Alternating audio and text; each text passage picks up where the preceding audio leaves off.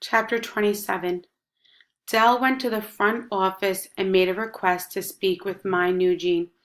He showed his credentials, and though a few eyebrows were raised, only minutes later the scrappy 14-year-old was escorted out of class and stood in front of him. Mai's fiery eyes narrowed as they noticed Dell. What was he doing here?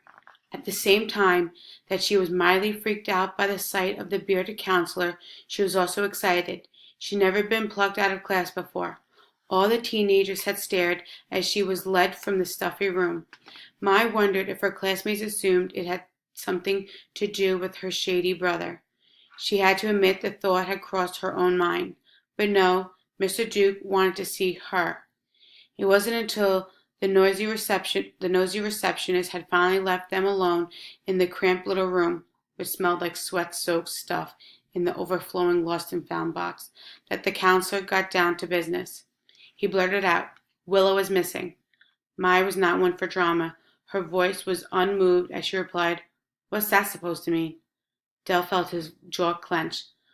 The girl needed an attitude adjustment. She should have been intimidated by him and at the same time shown deep concern of her missing friend. He saw no evidence of either.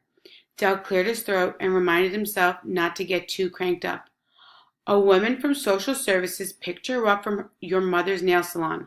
Willow was at their facility when she fell and cut her forehead. She needed stitches, and it was all taken care of at the emergency room at Mercy. But then, before they could leave, she said she had to go to the bathroom, and no one's seen her since." Mai's eyes narrowed. "What do you mean she fell?" Dell's eyes widened. Why did she have to question the facts? He tried to remain in control. "She fainted."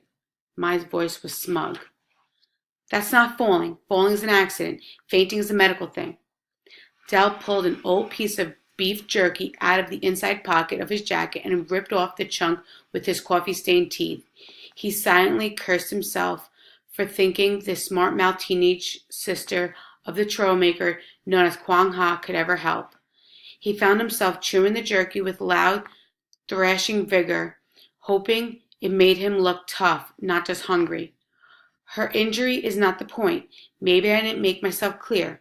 The problem is that no one can find her." Mike couldn't help but smile. Willow had given them the slip. "You took her to the hospital?" Dell was relieved that he could at least answer. "No, they only brought me in to help find her after she disappeared."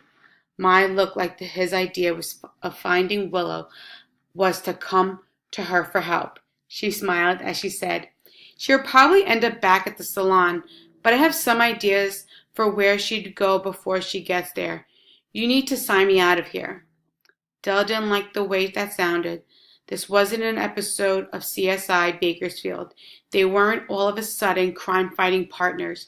He wanted Mai to give him a few leads, that was all. Dell sputtered, "Well, that wasn't what I—" But Mai was already out of her chair and heading for the door.